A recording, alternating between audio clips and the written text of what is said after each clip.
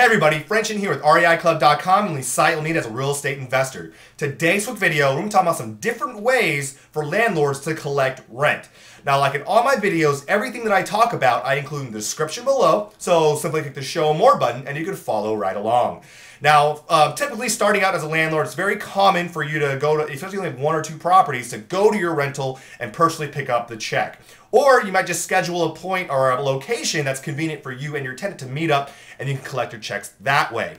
But it's important that you never meet up at your personal property and they don't even know where you personally live, just purely for your privacy, and you don't want landlords always knocking on your door every week, every day, every month, for whatever reason that may be. So to avoid this, spend time removing personal information from public directories, online and off, okay? And if you haven't already started using an unlisted phone number, I would encourage you to look into that, okay? Now, you only want to provide this method, especially if you're going to meet them up, for people who pay on time and who have never had issues with their payment, okay? So it's under dire circumstances. Maybe they can't mail it or whatever reason it may be, okay? But of course, if you do owe a lot of rentals, this is probably not the most efficient way for you to run your business, but like again, it's starting out, this is pretty common. The next option is collecting rent by mail, okay? Now this is very common starting out for landlords, and I encourage you to look into investing in a P.O. box if you haven't already.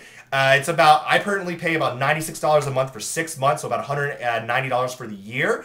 And of course, if your tenant does pay on time, it's great, it's little hassle. But one thing you do have to remember, when you have tenants mailing in checks, it's very important that you make sure it's a money order or a cashier's checks. I personally do not take personal checks anytime, just because it just creates a lot of potential issues.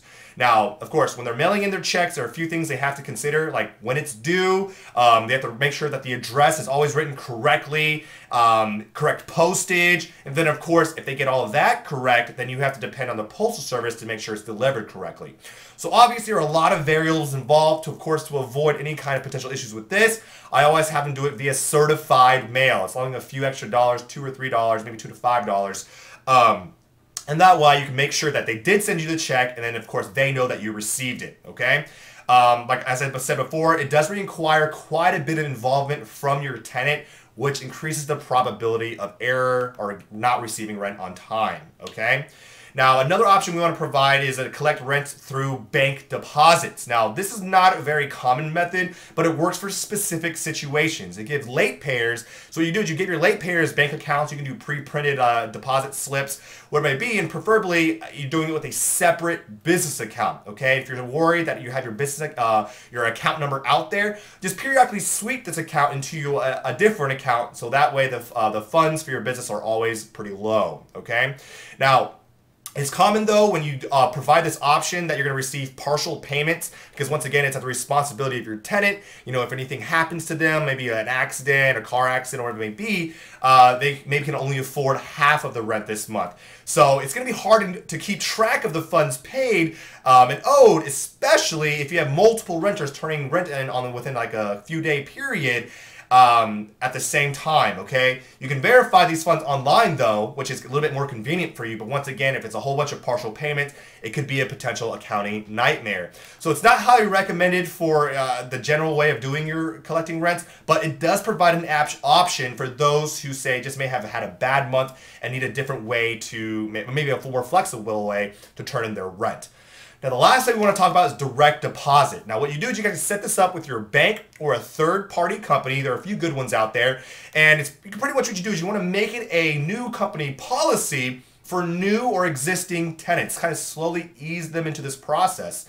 Now, you can sign them up by using their name, email, and phone, and then you want to select the day of which you want the account or their account to be debited. Now, 8 days, okay, more than a week, before their account is debited, the tenant is going to receive an email notification or a phone call letting them know that their rent is coming up, okay?